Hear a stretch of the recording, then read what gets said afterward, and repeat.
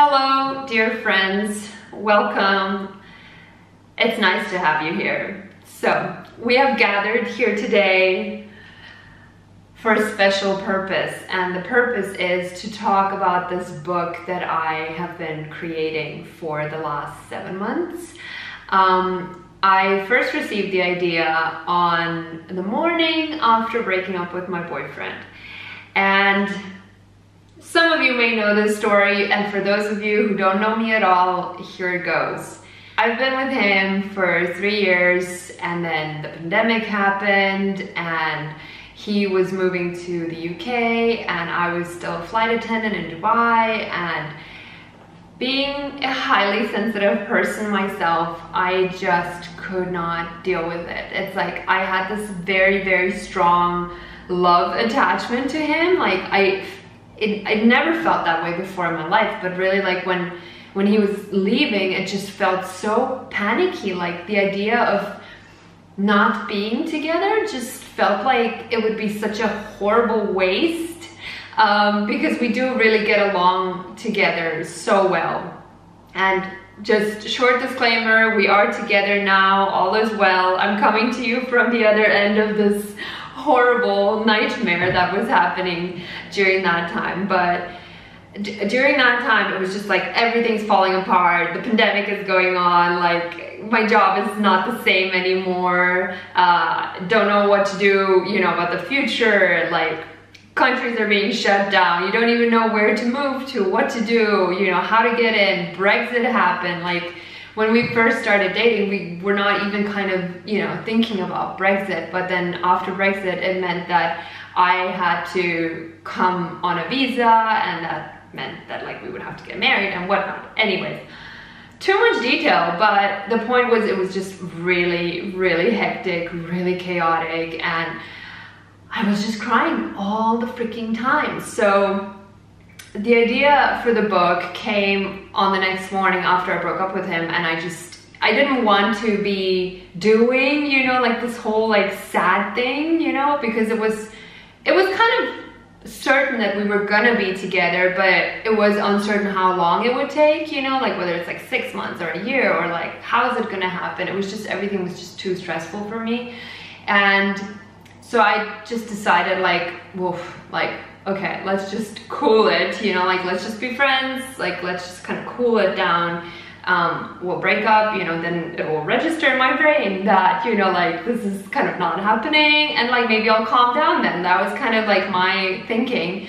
And so we did that, and then the next morning I just kind of tried to convince myself that it's over and that, you know, it's not happening. And the night before that I cried myself to sleep, and the next morning I was doing my morning journaling, which I do every day, 3 pages every morning. And that's kind of like my therapy. Like that's what I go to process feelings and, you know, get ideas and just, I don't know, like unload my brain.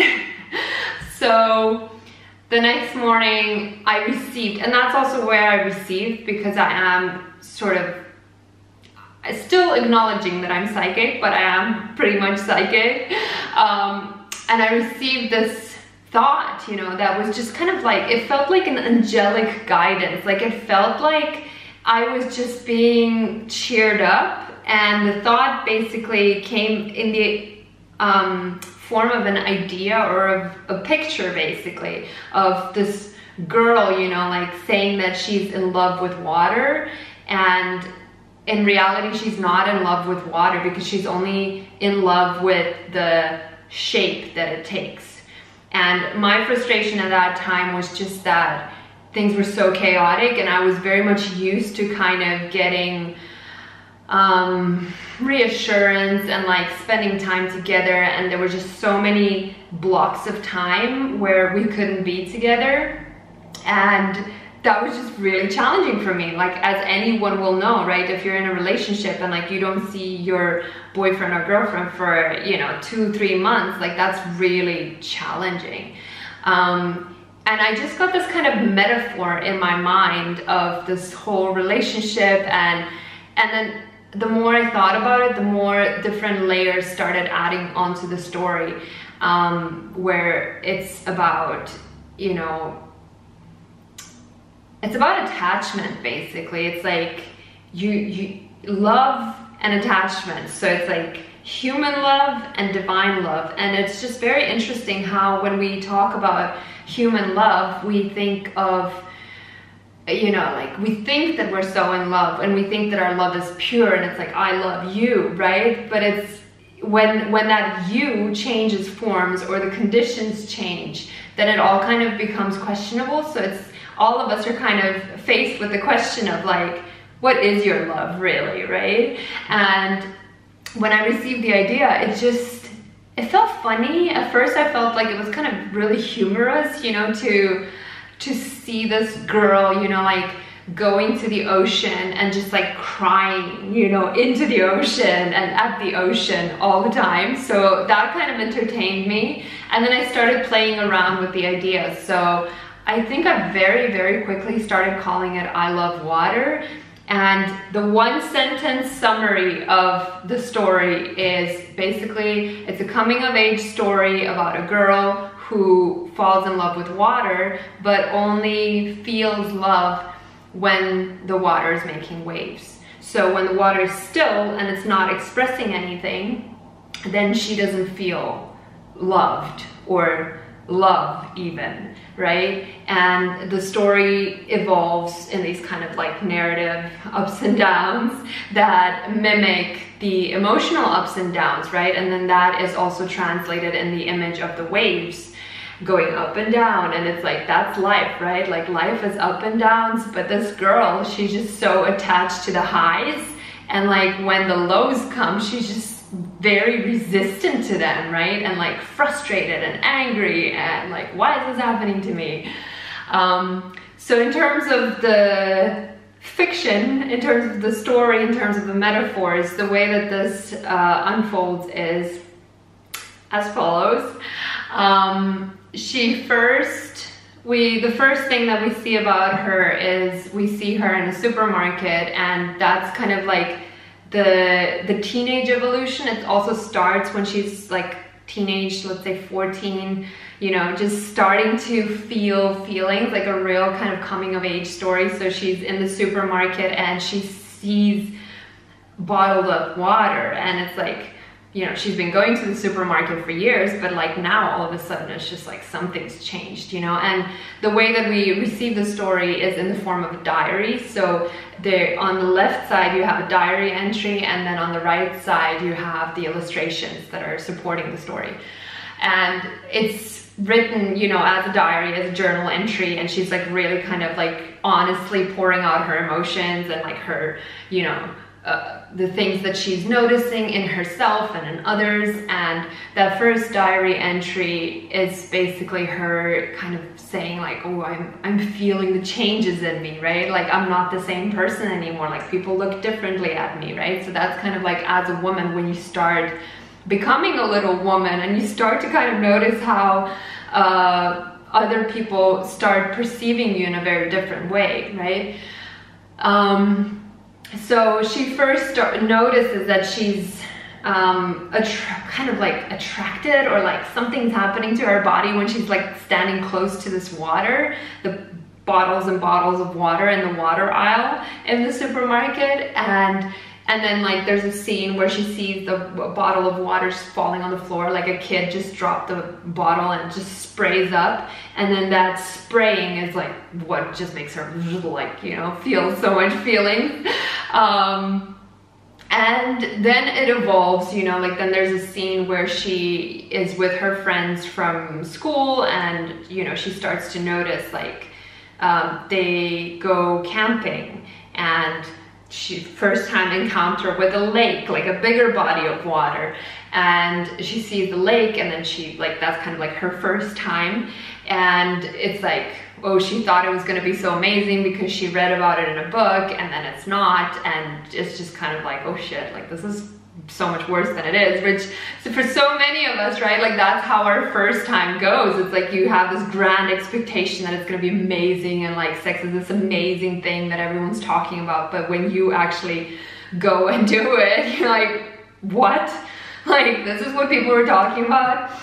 So that's her lake experience. And then the next thing that kind of becomes the first big real self-discovery is that her and her classmates from high school, they go to have the end of high school celebration, and they are kind of celebrating in this fountain, and she's there with these two other girls, and like everybody's just, you know, kind of loosening up, and we see for the first time she's kind of like lying on the fountain, and the fountain lifts her up really high. So it's like, it's called the fountain of self-love, which is a double-sided meaning, you know. It's like on one hand there's masturbation, but then on the, like, obviously not in a graphic way, but everything is told in metaphors, which is I think what makes the story really funny. So she kind of had that first experience with the others, and then she just like feels really called to go back and do it again, you know, herself. And then she starts kind of like scouting out these different fountains in the city, and there's like promiscuity in a way, like fountain promiscuity, that's the name of that chapter. And she just, you know, gets kind of like, oh, like something's always wrong about each one of these fountains, like it's never quite right. And then she finds one, you know, that she's like more attached to, and, you know, like just going around. And then one day, the fountains just stop working, like one after another, and she gets super frustrated. She's like, what the hell is going on? Like, why are they not working?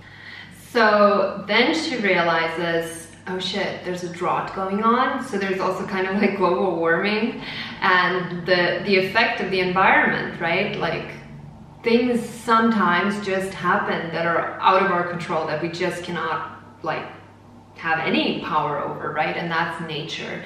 So we see, you know, like one after another, the fountains are just shutting off, and then she goes to the last one, and she's just like super frustrated. She's like, okay, screw this shit, like I'm leaving this town. And then she goes on this kind of like monk-like, you know, retreat into the mountains, and we see her kind of like dissolving and like going through this period of transformation and introspection and kind of looking inside herself. And just as she's in that process, she kind of like gets towards the end of the mountain, into the end of the forest, and then she sees in the background, she sees the ocean, and she's never seen the ocean before. So it's kind of also like this idea of, you know, like first you see bottled up water, it's kind of like a product, right? But then you see it just keeps, the body of water just keeps getting bigger and bigger in size, and then that's kind of like the vastness of the love of the universe, right? It's like you have human love, and it just gets bigger and bigger and bigger and expands. And she notices the ocean, and she's just like, wow, like this is crazy, like how, what, you know, like this is amazing, I can't wait to get in there, like oh my god, look at all that water, like there's so much water. And but then her rational mind kicks in again, and it's like, oh shit, like yes, I want to get down there, but like which beach is the best beach? Like what's the best entry point? You know, like I want to have the prettiest setting to get into this thing, which is a metaphor for, you know, like our stupid pickiness when it comes to human love, right? It's like when one thing ends, technically, if there's no attachment, you could just kind of transform, and, you know, technically we should be able to love everyone, right? Like if everyone is a child of God and a byproduct of love of God, then we should be able to love everyone, right? But that's not the human experience that we get. So she goes down and she starts kind of scouting for, you know, like the best beach, and then she's frustrated and like, you know, it's like, why is this not the best beach and whatnot? And so at first she finds one beach that she really, really, really likes, and she's like, this is it. This beach is perfect. And she starts going there every day, you know, like the ocean is so responsive, making all these waves. She's having the best time of her life. Like she is so high, she's so in love, everything is great. And it continues like that. So this is like the year of bliss that so many of us experience, right, in the early stages of a relationship. And then one day something happens. There's a big tornado that comes and destroys the beach, and then the next day she comes back to go back to the same beach, but she sees this sign over there that says, like, you know,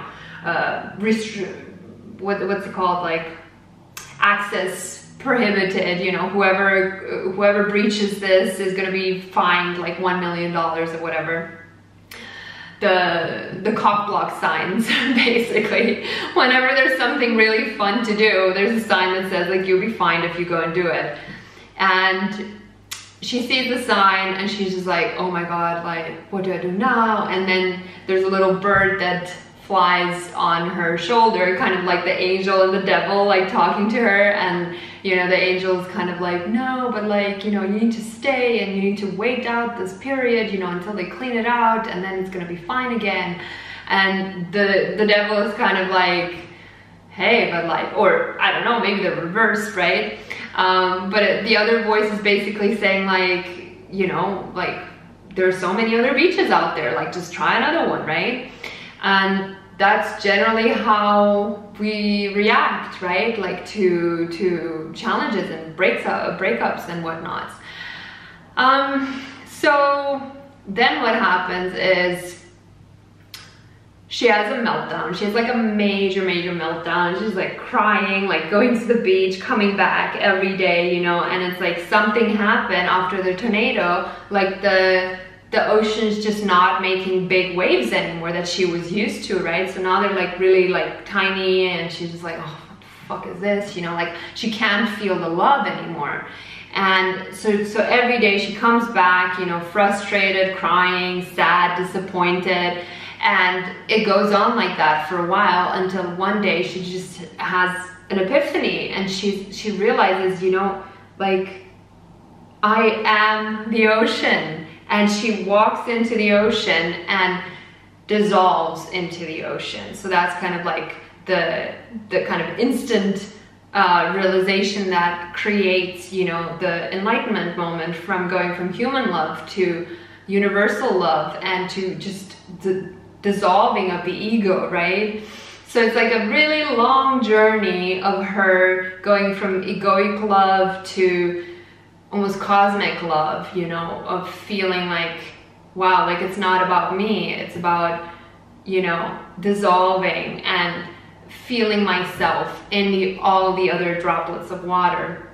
So the story ends with her as a figure, you know, kind of floating on the water and just feeling one with everything, and then the ripple effects of that are just going out into the ocean, and you can see that, you know, like, we're all energy, we're all vibration.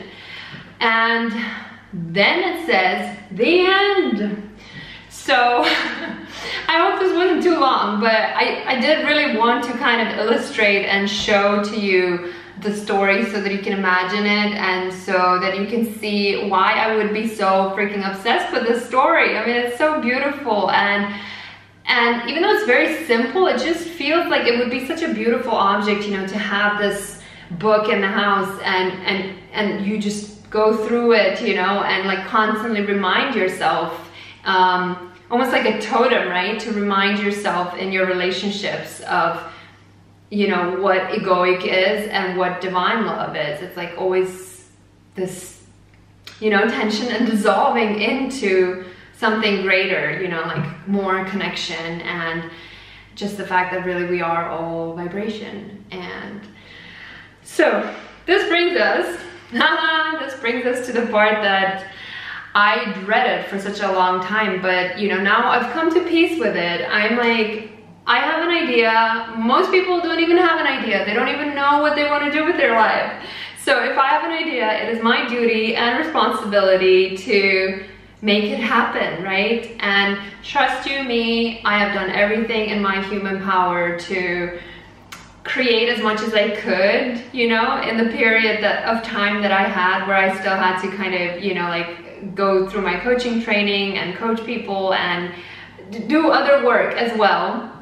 I have at this point written the story, the text is finished, the storyboard is there, the cover, like the pictures, let's say the storyboard is there, And now the next step for me is to create the individual illustrations and to handwrite the text on the left, because it's in the format of a journal, of a diary basically, and figure out how to print it, format it, and then bring it to print, which is the point where you can get it. So once this thing is printed, you will be receiving a copy, and I'll have different reward options. And let's do this. Let's do this. Oh my God, I don't even know what to say at the end of this anymore. I just feel like it's a given. If you love this story, if you vibe with it, if you have more money than you need, put it towards this. Put it towards this. You know, it's gonna be a beautiful thing. It will happen either way, but it would be so much easier with your help. If you could help, if you're in a position where you can help, please do so that I can stop wasting my time pursuing things that are not really aligned, you know? Because I feel like this, it almost feels like I was planted on planet Earth, you know, to create this book. It feels like my whole life has been leading up to it. It is autobiographical to a certain extent, but it's like, you know, if I hadn't gone through all those experiences, the book wouldn't be there. So I don't have any regrets. I don't have any regrets. I am just super glad that, you know, all of my experience has condensed into something that is beautiful and shareable and that can be enjoyed by other people. So please support, and if you do, in advance, thank you so much. And I will see you in a note when I send you the reward. Okay, thank you. Bye-bye.